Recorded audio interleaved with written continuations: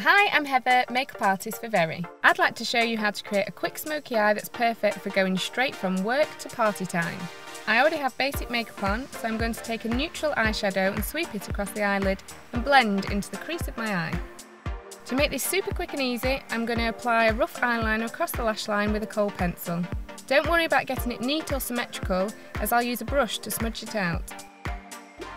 To create a wing, draw from the outer eye towards the end of your eyebrow. Don't smudge the wing, just the eye area. Now I'm going to repeat this technique on the lower lashes, making sure to colour the waterline too. Next I'm going to add a rusty brown shadow to blend the two colours and add extra depth. Just lightly tap it onto the lid using a fluffy brush to blend it out. Taking the kohl liner again, dot into the root of the lashes to make sure no skin is exposed. Apply mascara to the top and bottom lashes before adding false lashes.